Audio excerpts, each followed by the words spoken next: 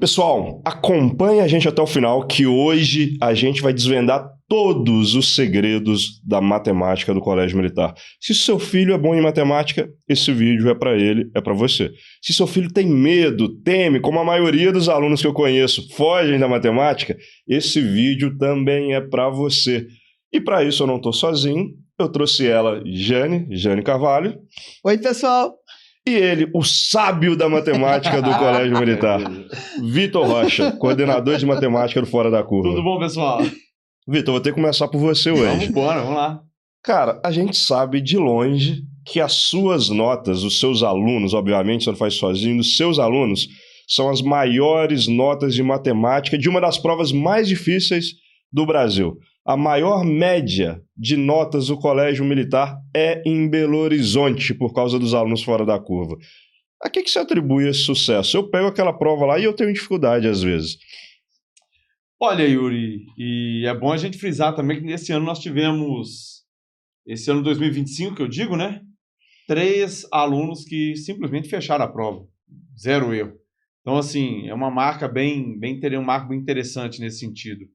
Agora, a gente atribui isso a muito trabalho. Inclusive um trabalho investigativo. Agora, só uma perguntinha, você vai contar os segredos desse trabalho pro pessoal ou você vai guardar tudo? Fala aquela coisa mais genérica, não, trabalho, não sei o quê. Ninguém quer revelar. Pra saber se o pessoal assiste até o final do episódio ou não. Ninguém quer revelar o grande segredo. Não, a gente fala, a gente enrola um pouquinho, mas fala. Mas assim, na verdade, não existe um segredo, é um conjunto de atitudes, de ações. Então, obviamente que isso passa por um trabalho de estudo da gente que lidera o processo e encara o desafio. A gente se propõe sempre a superar nossas metas, as notas dos nossos alunos, e então a gente está sempre estudando muito a fundo essa prova e os padrões da prova. Eu falo que é o sotaque da prova do Colégio Militar. E a gente compreende esse padrão. A gente tem um corpo de pessoas, de colaboradores, que se dedica muito a isso. Então, assim, toda banca que elabora um concurso público tem um jeitão, tem um sotaque, tem um jeito de trabalhar. E a gente trabalha de uma forma muito intensa todos os anos para compreender cada vez mais a linha de pensamento, as características que o Colégio Militar busca através da avaliação em seus alunos, seus futuros alunos, e a gente, de certa forma, consegue ter uma boa leitura, né, dessa avaliação e consegue replicar bem isso para os alunos. Então, se eu for pensar aqui numa primeira dica, observe o padrão da prova do Colégio Militar, porque existe. Existe, com certeza existe. Legal. Então, assim, isso parte da gente que está dentro de uma coordenação, dos colaboradores que estão todos os dias aí dentro do nosso corpo ali de colaboradores, sempre analisando e trazendo observações novas. A gente não cansa de sempre estar reunindo ali e falar, olha, eles estão com uma pegada mais assim, assado. Então, assim, estão sempre evoluindo nesse sentido, sempre trazendo pessoas novas também que têm um olhar diferenciado, essa pluralidade mais experiente, de cabeças, analisando de pontos de vista diferentes, enriquece sempre muito o nosso trabalho. Inclusive, você fez um estudo no final do ano, mais próximo da prova, que você deu uma resumida para alguns pais que solicitaram e, estatisticamente, você fez uma inferência que eu não sei qual foram os números exatamente, mas você falou, olha, probabilidade de cair essa e essa questão. Estudem isso. E teve até um pai lá de Manaus, né, que entrou nos 45 do segundo tempo, fez o seu estudo direcionado e conseguiu aprovação em 6º lugar do filho dele lá no concurso. É verdade, a gente chega mais na véspera da prova, e quando eu falo véspera, pessoal, eu falo aí num intervalo de 2 meses próximo à prova.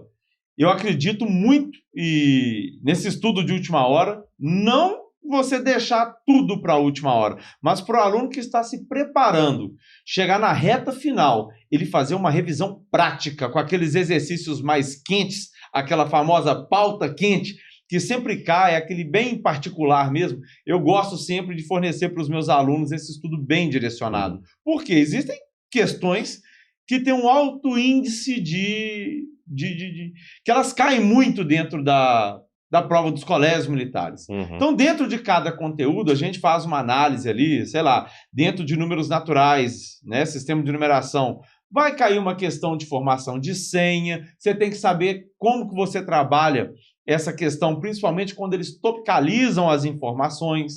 Você tem que entender que vai cair ali uma questão envolvendo sequência, que é um conteúdo muito peculiar, o conteúdo de sequências. Não tem um jeito padrão de você resolver esse tipo de questão.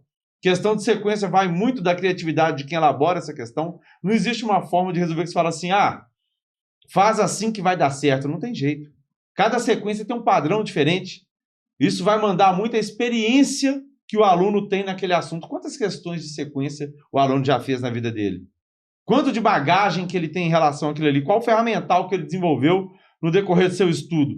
Então, a gente fornece um material muito vasto nesse sentido para que o aluno fique muito experiente. Obviamente, eu falei aqui, né, de alguns assuntos, mas dentro de todo o conteúdo exposto pelo edital lá, a gente pega cada matéria que está exposta no edital e as tipologias que mais caem realmente na prova, e a gente confecciona um estudo bem interessante. Os meninos, nessa reta final, você dá aquela lapidada realmente no estudo dos meninos, e eles vão com os cascos afiados para a prova. Cara, se eu fosse concorrente do Fora da Curva, eu faria o curso do Fora da Curva. Eu também faria. Só para pegar essas dicas. São mais de 20 anos de especialista em colégio militar, focado em colégio militar. Essas 3 questões que você citou aí, esses 3 assuntos, já dá para ter uma performance legal na prova de matemática, porque é batata que cai na prova, né? Cai, sempre cai. E sabe o que acontece, Yuri? Eu vejo que muitas vezes a preparação de um aluno é muito pensada de uma forma que eles se preocupam apenas com passar o conteúdo. Eles se preocupam apenas em passar o conteúdo. Vai lá no edital, olha o que cai e sai fazendo exercício. Não é isso. Isso não adianta. Saber matemática, todo mundo vai saber. Todos os candidatos que vão fazer prova do colégio militar sabem muito matemática. Eu não tenho a menor dúvida em relação a isso, mas tem que saber como que você lida com aquilo. Você tem que saber lidar com a questão. E as questões, elas têm uma certa malícia que você tem que conhecer. A prova tem que ser previsível para você. Então a gente prepara esses alunos de uma tal forma que quando a prova tenta, de certa forma, pegá-los através da tal pegadinha, né? Eles já conhecem aquela linguagem, aquela pegadinha, e para eles se desvencilhar daquilo ali, fica algo muito natural, muito tranquilo. É um inimigo já conhecido, é uma estratégia já conhecida, para eles é muito natural. Então, assim, eles simplesmente identificam, inclusive eles conseguem ter a seguinte leitura, falam, olha, essa questão está me induzindo a pensar dessa forma, mas eu sei que essa forma está errada por isso. Eles justificam, inclusive. O ideal é pensar por aqui. Eu digo isso, inclusive, porque nesse ano de 2025, que passou agora, nós tivemos alguns probleminhas na prova de matemática do Colégio Militar de Belo Horizonte. E a maioria esmagadora dos alunos fora da curva que fizeram a prova já saíram de lá pontuando quais questões teriam que ser anuladas. E o porquê disso. Então a gente não só passa o conteúdo para os alunos, mas a gente desenvolve neles um senso crítico tamanho que eles conseguem justificar todos os passos e atitudes tomadas no desenvolvimento da questão. Isso gera uma segurança gigantesca na elaboração de uma prova. Você não fica balançado, você não fica emocionalmente abalado, você consegue fazer a prova com uma segurança muito grande. Totalmente senhor de seus domínios próprios. Isso ajuda demais os alunos a terem um bom desempenho nessa prova, com certeza. Inclusive, guarda isso daí, que eu acho que isso vai ser uma dica muito importante para a gente aprofundar para o pessoal sobre esse psicológico no dia da prova de matemática. Que todo mundo tem medo, né? Eu já tive medo de matemática, depois passou. Mas tem muita gente que ainda tem. E, ô Jane, me conta aqui, pra gente escutar sua voz, que é a voz mais querida do universo Colégio Militar do Brasil. Muitas vezes, a gente tem alguns alunos que são excepcionais em matemática, mas não tem aquele mesmo dom, aquele mesmo talento para o português. E a gente vê que isso pesa também na hora da prova de matemática, né? A prova de matemática do Colégio Militar, de forma geral, é uma prova muito interpretativa, que tem muito texto. O aluno tem que entender o contexto da questão, até o arcabouço cultural que o aluno tem ali ajuda ele na prova de matemática, né? É interessante que a gente brinca muito com os meninos que a prova de matemática, ela perpassa o conteúdo de português, sem dúvida. A interpretação é fundamental.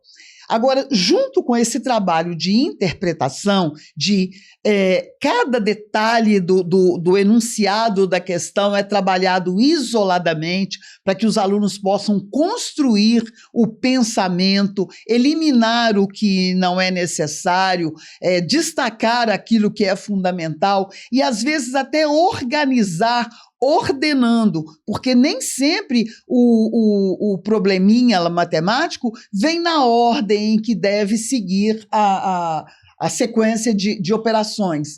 Então, trabalhar essa maturidade do aluno nessa tomada de decisão e de interpretação é fundamental.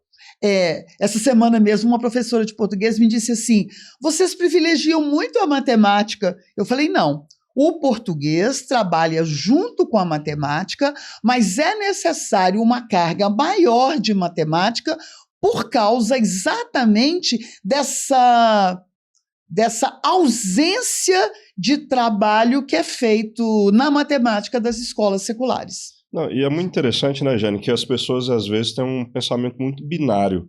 Ou é bom de português, ou é bom de matemática, ou é bom de humanas, ou é bom de exatas.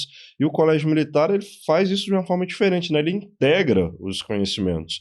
Inclusive, na própria matemática, é impossível fazer uma boa prova sem ter uma boa interpretação de texto. Exatamente. O português é fundamental no encaminhamento da questão de matemática.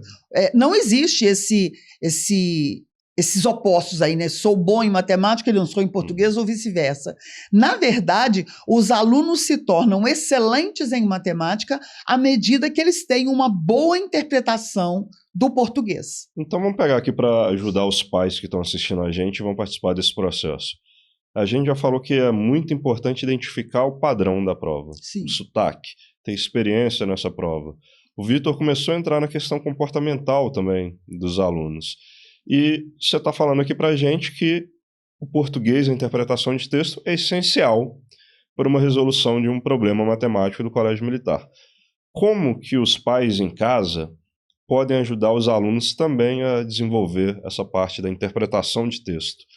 Excelente essa colocação sua. É interessante que muitas vezes os pais acreditam que uma leitura superficial é suficiente para desenvolver todo o processo ali matemático. Não. Muitas vezes é necessária mais de uma leitura para que o aluno possa selecionar, eliminar dados desnecessários e fazer aquela prospecção do encaminhamento da questão. Não se tem um bom matemático se ele tiver uma leitura rasa, superficial. Então, num primeiro momento, é necessário essa coleta de dados de uma maneira muito atenta. Segunda coisa, os pais às vezes acham que simplesmente desenvolver a questão é suficiente. Gente, é necessário a organização nesse desenvolvimento da questão também. Essa organização visual ali no papel, ela acontece primeiro no cérebro. Então, muitas vezes os pais precisam ensinar os filhos a ordem, colocar no alto, da esquerda para a direita, de cima para baixo, fazer separação de quadros ali, para que para que a criança possa visualizar no papel aquilo tudo que está na mente dela. Ou então, o que não está na mente dela ser ordenado no papel. É muito interessante que esse desenvolvimento cognitivo, muitas vezes, ele vem através da leitura, né? Quanto mais assíduo o aluno é na literatura, melhor ele tem essa organização de pensamento, esse desenvolvimento de ideias, tudo isso que contribui com a matemática. É interessante como que a leitura amadurece a pessoa, mas uma leitura atenta, uma leitura sagaz. Não é leitura de Instagram, de TikTok. De jeito não é aquela leitura rasa que você faz rapidamente, não.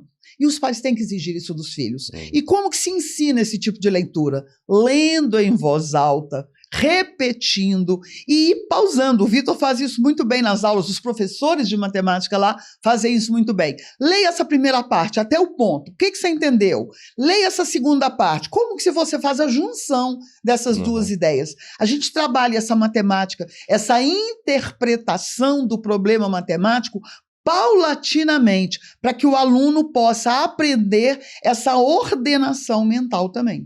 Legal. E olha só, eu queria até pegar um gancho nessa fala da Jane, já que a gente está falando de português e matemática, trabalhando de forma conjunta.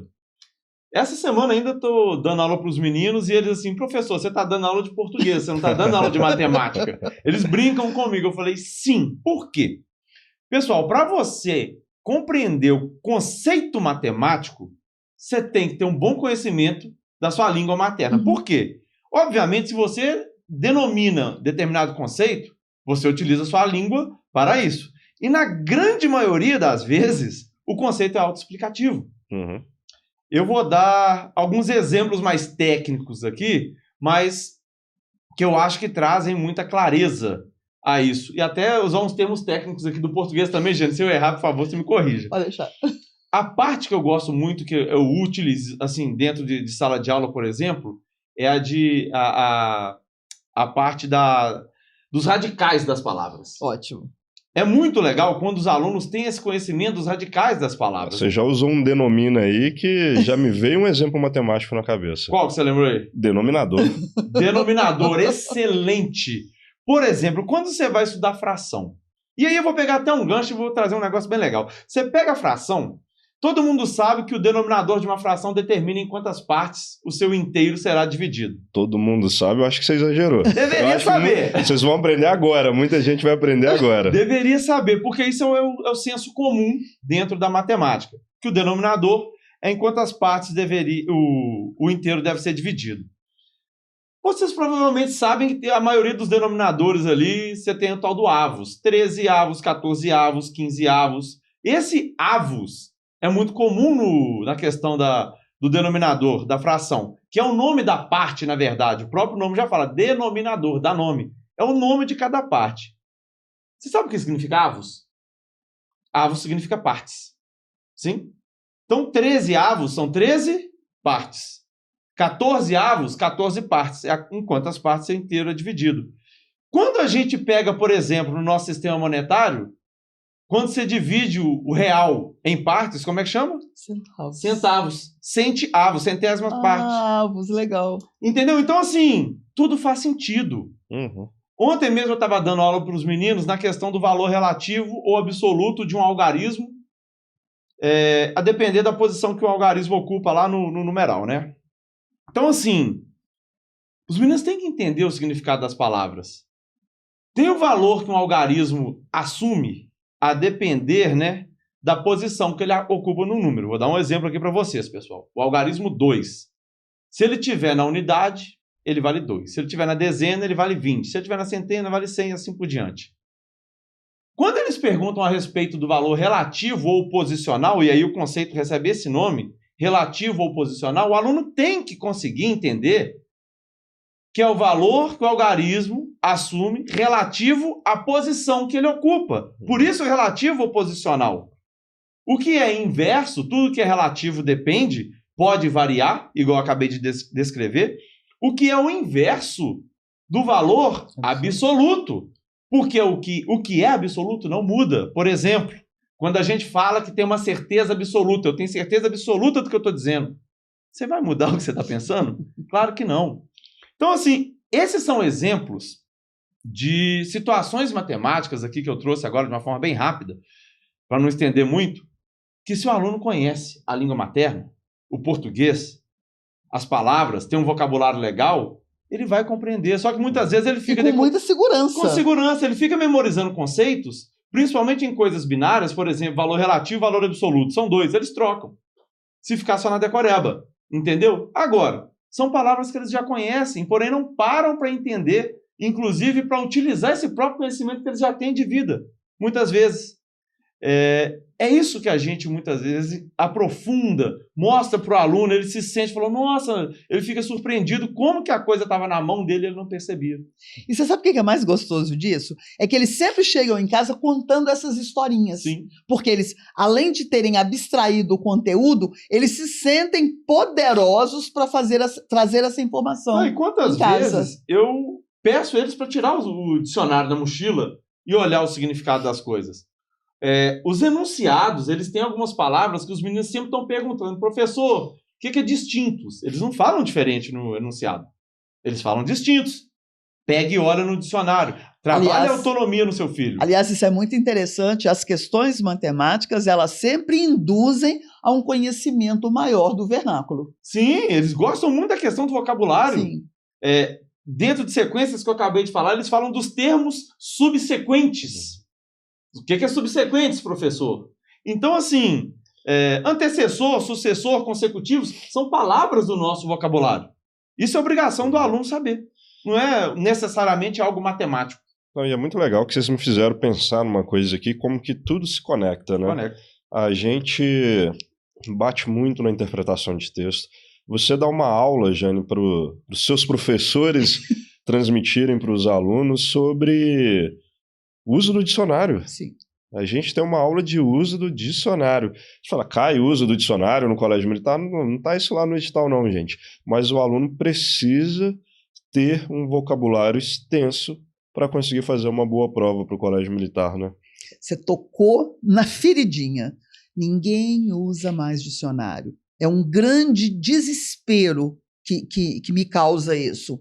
Os pais, quando as crianças chegam para os pais querendo saber um determinado significado, os pais já dão a resposta ali imediatamente. Gente, a consulta ao dicionário é fundamental. E é interessante que isso acontece nas aulas de matemática também lá no cursinho.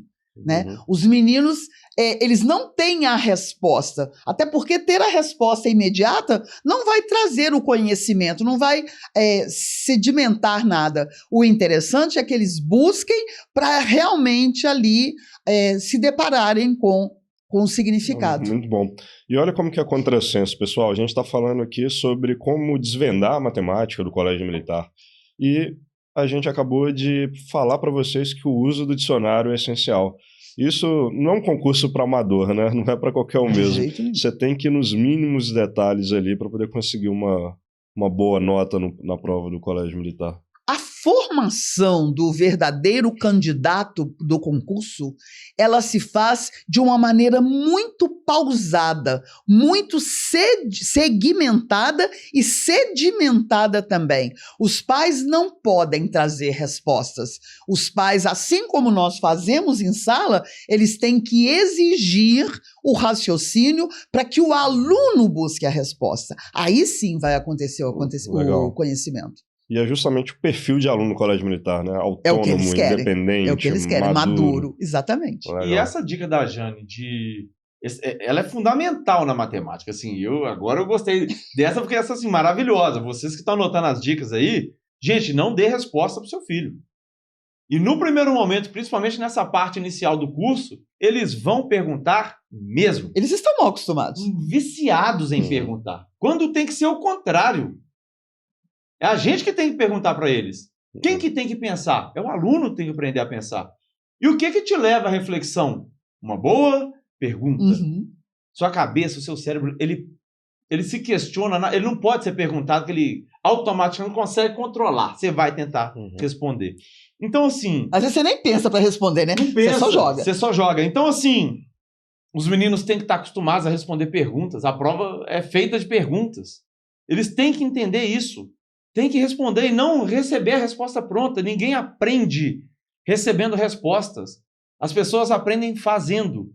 Então, assim, a princípio, é muito comum nos problemas mais extensos. A Jane já falou bem aqui, uma característica muito forte nas provas do colégio militar. As questões são bagunçadas. Quando eu digo bagunçadas, é porque normalmente, no contexto escolar, as questões, quando aparecem com alguma problematização, porque normalmente não tem problematização nenhuma, é só ordem. Calcule, resolva, faça e efetue. Mas quando vem com problematização, o que acontece, pessoal? a ordem de resolução da questão, você segue muito a ordem de apresentação do enunciado. Então, o primeiro passo que o aluno tem que tomar na questão, ele aparece primeiro na descrição do enunciado, o segundo passo vem logo em seguida e assim sucessivamente. O Colégio Militar inverte esse trem todo. Vira um Deus nos acuda, como diz minha mãe. A história vem toda bagunçada nesse sentido. Às vezes, o primeiro dado que eles estão fornecendo, você vai ter que trabalhar no final da sua resolução. Então, o aluno precisa ter uma compreensão muito boa, muito perfeita do que está sendo descrito nessa questão. E aí, eles estão acostumados a ler uma vez só. E não tem jeito. A gente, quando vai resolver, a gente tem que ler 2, 3 vezes. Porque a primeira leitura te dá uma compreensão geral. A segunda você vai organizando mais ou menos. A terceira você dá mais uma organização. Fica muito atento à pergunta. Tem que estar muito atento, porque a pergunta te direciona na estratégia de resolução. Então, assim, depois que você arrumou tudo, aí você começa a resolver. Inclusive, se seu filho estiver te abordando com muitas perguntas, pouca compreensão, primeira coisa que você tem que questioná-lo. O que a questão está te perguntando? A maioria das vezes eles não sabem. Qual o questionamento da questão? O que ele te perguntou? O que a questão quer? Você tem que saber o que eles querem para você traçar uma estratégia para ir atrás do que está sendo perguntado a partir de então. A partir daí, pergunte seu filho. O que a questão te forneceu? Ah, não sei ler de novo, hein? Olha aí o que a questão te forneceu. Pensa o que você tem que achar. Vamos começar a organizar isso. Lê aí. Olha um dado da questão. O que você pode fazer com isso? O que você entendeu até essa parte da leitura? Leitura pausada, gente. Leu, passou uma informação, para, reflete, digere aquela informação, progride na leitura depois, para de novo. E agora? O que te passou? O que você pode correlacionar? Não deu para relacionar ainda não? Continua a leitura. Aí você vai até chegar ao questionamento. O que está te questionando? Quando o seu filho começar a conversar com você sobre a questão, pode ter certeza, ele vai dar aquela virada de chave. Ah, entendi.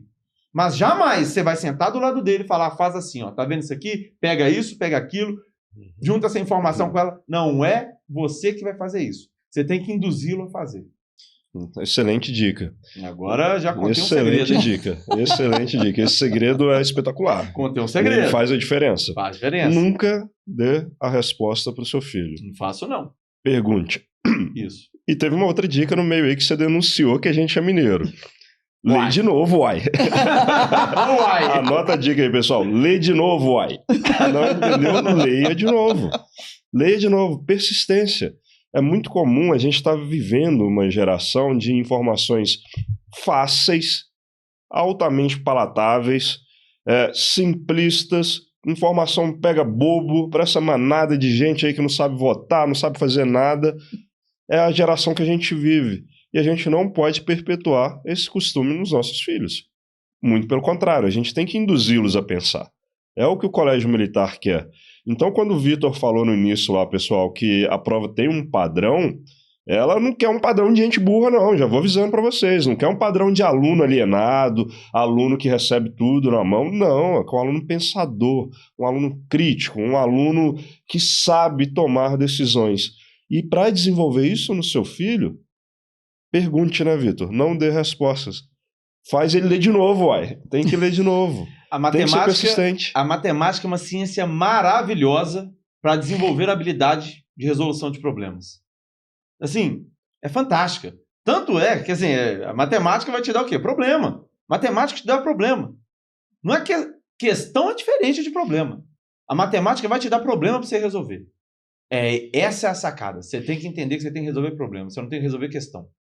Legal, muito bom. E é interessante que eu não acredito nessa coisa de eu sou ruim em matemática, eu sou ruim em português.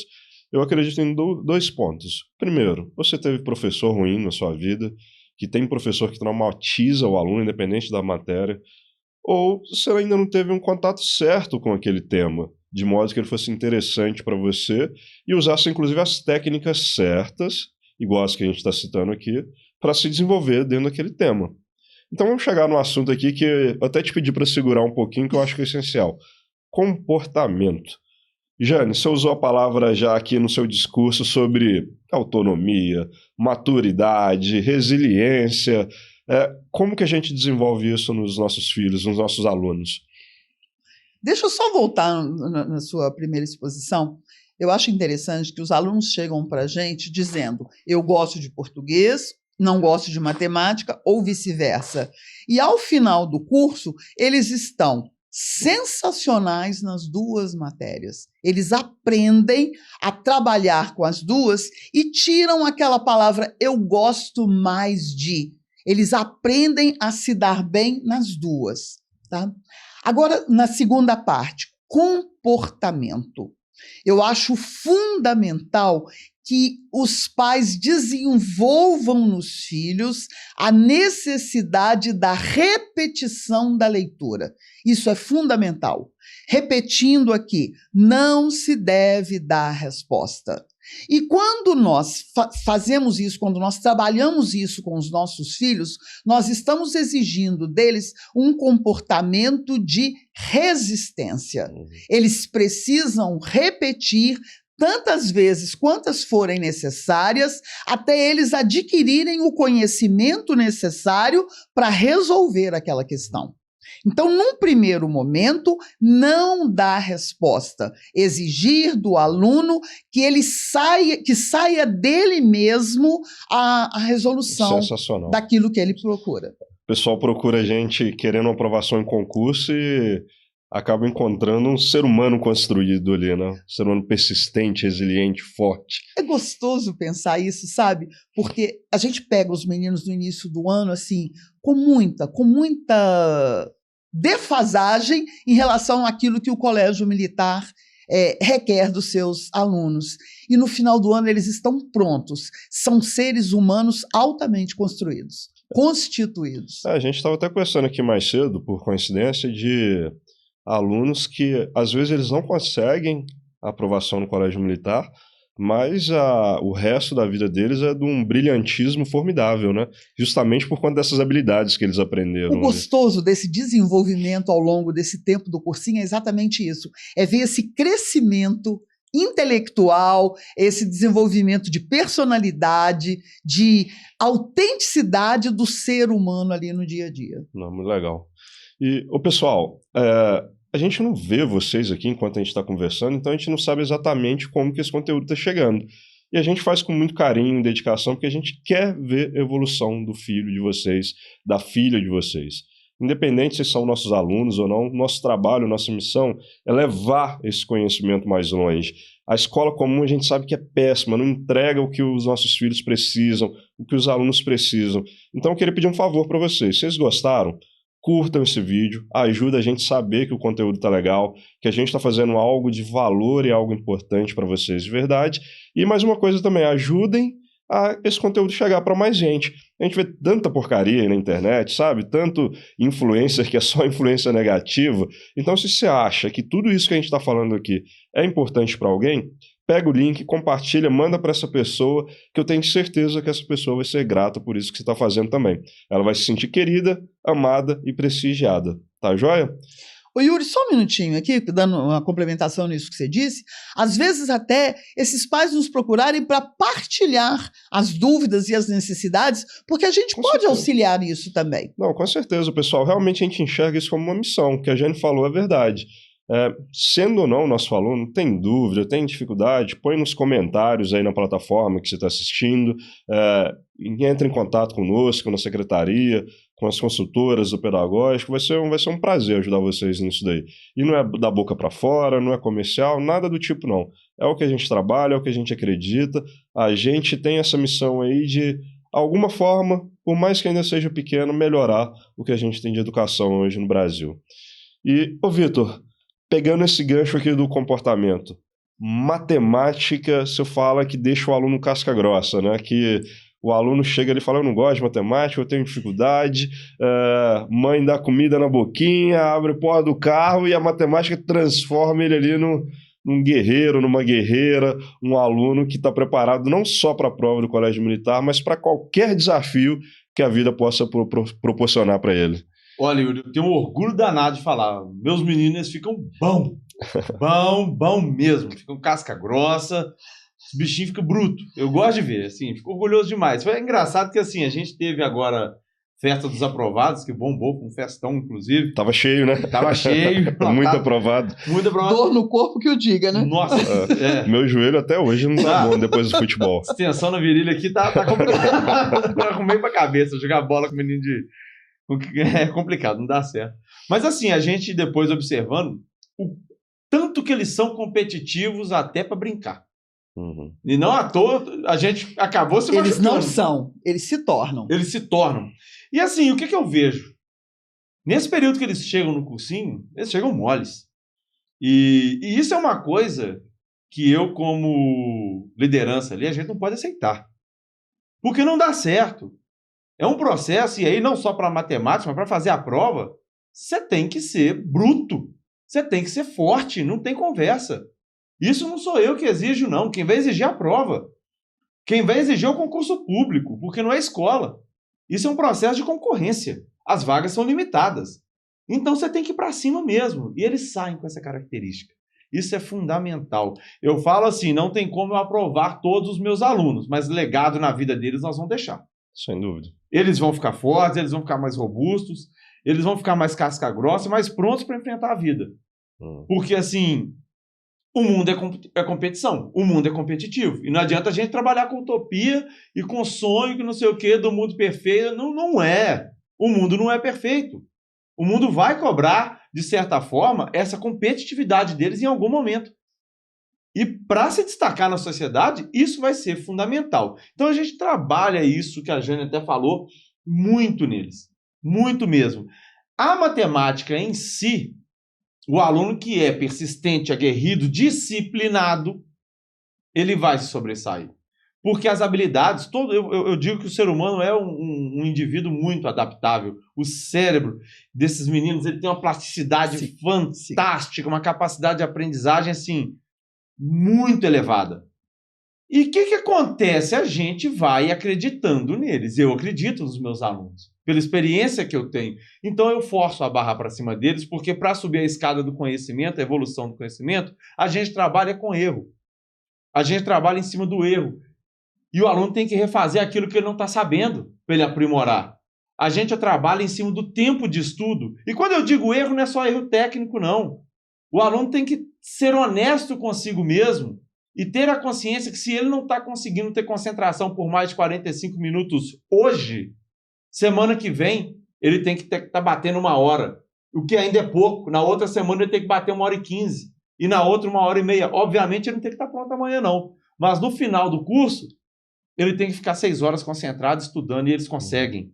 E eu acredito que eles conseguem. Então, famílias, acreditem no filho de vocês.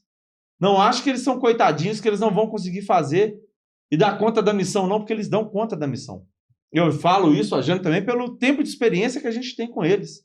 E é interessante esse detalhe, te cortando aí, mas quanto mais os pais blindam os filhos, mais inseguros, mais difíceis de chegar nessa fortaleza que a gente necessita, não só para o concurso, mas para a própria vida. O ser humano é um indivíduo muito adaptável. O Yuri, ele fala de vez em quando uma situação, uma comparação de que a vida hoje, para uma pessoa que tem condições mais baixas, é muito melhor do que a de um rei na antiguidade. Então, assim... Até menos, cara. Uma criança hoje de 10 anos, ela tem mais acesso a informações por conta do advento da internet, de forma geral, em termos de velocidade, do que Bill Clinton, presidente dos Estados Unidos, tinha. A distância nem é tão grande assim. Nem é tão grande, então está evoluindo. Sim. Exato. Então, assim, eu lembro da minha juventude, que eu acordava cedo, pegava ônibus, não sei o quê, andava a pé, às vezes no supermercado não tinha carro ainda. Hoje a gente fica vendo assim, às vezes você está meio chateado com as coisas com muito mais facilidade. O ser humano, então, ele tem esse perigo da facilidade, da boa vida, das comodidades. Então, assim, num processo igual a esse, não tem que ter comodidade. Porque no dia da prova não terá comodidade. E a gente tem uma linha que a gente se atenta, inclusive, até a forma que o aluno está sentado. Por causa dos bons hábitos. Tem que ser. Se o aluno eles tem mania, principalmente nos que nos acompanham aí na transmissão online. A gente está muito atento a isso. Eles têm aquela mania de, às vezes, colocar os pés sobre a cadeira, dobrar as pernas. Isso vira um hábito. Não por maldade, sabendo que não pode fazer, mas às vezes você está acostumado, você replica isso. No dia da prova, um aluno coloca um pé na cadeira, vai ser abordado pelo aplicador, no meio de um raciocínio de uma questão, ele é interrompido e aí? Atrapalha, perdeu a questão.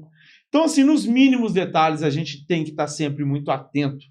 Obviamente, esse aluno que no comportamento natural do dia a dia dele, ele é muito organizado, ele é muito centrado, muito correto, disciplinado, na matemática isso vira um espelho.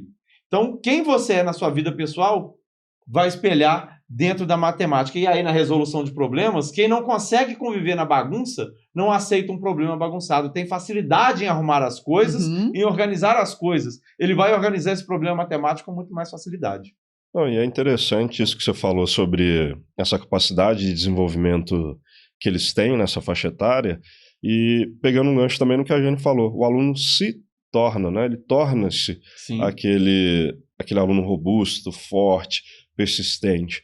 E a gente vê muito isso, que os meninos hoje em dia, de forma geral, os alunos de 10 anos de idade, os adolescentes de 14, 15, eles têm um nível de fragilidade muito grande, que eu atribuo a isso que o senhor citou, que essas facilidades que o mundo moderno proporciona, e também um excesso de protecionismo, muitas vezes, dos pais, que eu compreendo. Quando a gente ama, o nosso instinto natural é de proteção, é de zelo, é de cuidado, é de carinho. Só que no médio e longo prazo, esse excesso de zelo, esse excesso de proteção tem um preço muito grande, que é a fragilidade do aluno, que é a dificuldade do aluno de enfrentar problemas reais, que é a dificuldade do aluno de suportar uma prova que às vezes vai ter duração de 6 horas, de suportar a dor de se deparar com um conhecimento que ele não tem e se sentir mal porque não sabe aquilo. E mesmo assim, ele persistir. Vou tentar outra vez, outra vez, outra vez, outra vez, lê direito, aí de repente o aluno vai, aprendi. Agora, se ele desiste na terceira, na quarta, na quinta, porque ele está acostumado com as fragilidades que a vida dele de criança e adolescente proporcionou, ele não consegue passar por esse desenvolvimento completo. Então, eu vejo muitas vezes, Jane, que a escola, alguns pais, eles amputam a capacidade de desenvolvimento dos filhos. Eles não acreditam que os filhos podem entregar mais, que eles podem melhorar, que eles podem dominar a matemática de uma forma que, inclusive, os pais nunca dominaram. Sem dúvida. O português lê uma quantidade de livros em um ano que os pais nunca leram a vida inteira. E eles acabam limitando o desenvolvimento dos meninos. Isso, assim, me dá um aperto no coração quando eu vejo isso acontecer. Você está falando isso, eu estou imaginando aqui só uma coisa. O nosso símbolo, né, o nosso mascote é a águia. A mamãe águia, quando ela percebe que o filho já tem condições de voar, ela o empurra para fora do ninho. É mais ou menos isso que a gente quer de cada um dos pais. À medida que a evolução vai acontecendo, que a aquisição de conhecimento vai se tornando mais sólida, que eles vão empurrando esses meninos, assim como nós fazemos no cursinho, que os pais também façam. Que eles deixem esse cerceamento, essa limitação para o filho do outro, não para o filho dele. Porque o que nós queremos é um ser humano robusto e completo. Eu acho esse exemplo da águia perfeito, dos pássaros. Por que o passarinho voa? Porque empurra. Se não voar, o que acontece? Já era. Ou voa, ou morre. Voa, na hora voa. O passarinho de gaiola fica com a asa atrofiada, né? Fica, não voa. Justamente. E aí que é a grande sacada. Eu falo isso com os meninos. Falo, por que os filhotes de passarinho voam? Ou voa ou não voa. Ou então morre. Então, assim, vai voar. Não tem conversa. Vai voar. Quando a gente pensa nos meninos, eu escuto muito algumas coisas, tipo assim, professor, eu tô começando, eu tô indo, eu tô não sei o quê. E vai, né? E tá no processo e nunca vai. Por que nunca vai? Se permite demais. Entendeu? Abre demais as possibilidades. Quando você define e fala assim, eu vou fazer, acabou. Você não pode se dar muita brecha. Você não pode se dar muitos caminhos. Você tem que se dar um caminho só. Eu vou estudar e vou fazer. Não tem outra opção. Tem que ser assim. Tem umas palavras da moda agora que assim até me incomodam. Me desculpa alguns pais. Aí eu sei que eles vão ficar chateados comigo. Não tem problema. Mas eu tenho que falar. É o tal do frustrar. Agora eles arrumaram a questão da frustração. Frustrou meu filho. Sabe o que é frustrar meu filho? Agora eles não falam, não pode mais dizer que Né? Antigamente, assim, vai ter que escutar um não. Hoje em dia não pode falar o não. Mas aí, tipo assim, como o negócio do não ficou muito forte, né? Não, trocou o não pela frustração. Tem que falar não, tem que se frustrar, como assim não pode? Acolher, tem que acolher. Tem que acolher, beleza, mas assim, tem que se virar também. Tem que fazer. Uhum. Não é só você acolher no sentido de você ter que fazer tudo. Tá, tem que acolher, não pode frustrar, não pode ser o quê. E aí, como é que vai ser? Não. Eu gosto de trocar a palavra acolher pela palavra elogiar na hora certa. Sim. Eu gosto de trocar, porque na verdade o elogio ele impulsiona, a acolhida ela retrai. Ela trava, ela abraça, ela te prende. Então assim, como que você quer encarar um concurso com 1.400 pessoas tentando vaga, para poucas vagas, todo acolhido, sem frustração, não tem jeito. Não vai. Não tem Não jeito, vai. não vai virar, não tem jeito. Vai ficar ali parado. Solta, empurra. E é interessante como que os meninos eles enxergam esse incentivo, esse elogio, esse empurrar do ninho ali como amor, né? Porque chega no final do curso, ninguém quer ir embora, o curso acaba, eles querem voltar para visitar a gente, os alunos do online, independente da cidade, querem vir para cá encontrar a gente, conversar, bater papo, festa dos aprovados, uma choradeira de alegria, os que não são aprovados continuam visitando a gente também. Então a gente vê que o amor, muitas vezes, ele exige atitudes difíceis, até mesmo contrassenso. Carinho não é necessariamente ser conivente com o erro, elogiar o erro, deixar de frustrar. Eu acho que, inclusive, Vitor, é mais amoroso ainda você frustrar uma pessoa quando ela precisa ser frustrada do que você colocar panos quentes. Quando você é amigo de verdade, quando você é parceiro de verdade, quando você é um bom esposo, uma boa esposa, um bom pai, uma boa mãe, você tem um compromisso essencial com a verdade. E a verdade, ela dói muitas vezes ela é frustrante. Ela machuca. Mas, mesmo assim, se você ama, você quer o melhor para aquela pessoa. A gente não pode ficar cego para o erro. Nossa, meu filho, ele tá ótimo em matemática. Olha como que ele é disciplinado. Ele tá lá com um pesão em cima da cadeira, com aquela cara de sono, jogando o joguinho até de madrugada. Não, mas ele tá estudando. Fez 3 exercícios da lista de matemática. Ah, pelo amor de Deus, gente. O aluno nunca vai conseguir se desenvolver. E tem coisa que parece que o pessoal, assim, não sei se não quer ver o que é, ou se é relapso. Dá trabalho. Dá trabalho. Então, assim, dá trabalho. Você pega o aluno que ele engole letras com palavras. Nossa, eu não tinha percebido. Mas será que nunca leu as coisas que o filho escreve, né, Jana? A gente percebe isso todo dia. E às vezes a gente percebe no primeiro dia de aula, né? No primeiro momento. Sabe? Então, assim, eu costumo dizer, aprendi isso com um professor meu do ensino médio. A omissão é o pior dos pecados. E a omissão é você enxergar uma situação e, às vezes, por comodismo, não tocar na ferida. Porque, às vezes, você vai falar isso, igual, né, eu falei aqui das palavras, né? O frustrado, acolher, não sei o que, as palavrinhas da moda. Vai ter gente irritadinho, vai ter gente que vai ficar chateado com isso. Dá uma dorzinha de cabeça? Dá dorzinha de cabeça. Mas eu prefiro ter minha consciência limpa. Porque, assim, é a verdade que eu acredito. E respeito também quem acredita outra verdade. Quem acredita em outra situação. E aí, né, cabe cada um as argumentações. Porém, num processo igual o processo de concurso público, que é o que a gente se dispõe a encarar, aí não dá pra gente brincar. Não dá pra relativizar.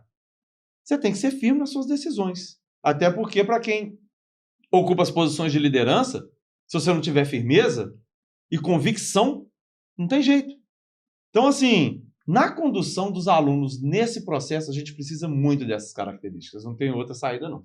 Você usou a palavra aí que é fundamental para o aluno do Colégio Militar: liderança. O aluno lá é preparado o tempo todo para ser líder, onde quer que ele esteja. Os pais precisam pensar nisso desde já, desde esse primeiro momento de início de curso, porque nós queremos nossos filhos lá na frente totalmente projetados, totalmente líderes, onde quer que eles estejam. Muito legal. E, pessoal, como a gente comentou aqui, isso dá trabalho mesmo. Então, já queria falar para vocês, o episódio está chegando no final, mas parabéns. Você que acompanhou esse episódio até o final, Eu sei que a nossa vida é agitada, todo mundo tem trabalho, tem as atividades de casa, tem os familiares que demandam tempo. Você que assistiu esse vídeo até o final, eu tenho certeza que você está um passo à frente dos seus concorrentes. Então, parabéns por você ter ficado até aqui.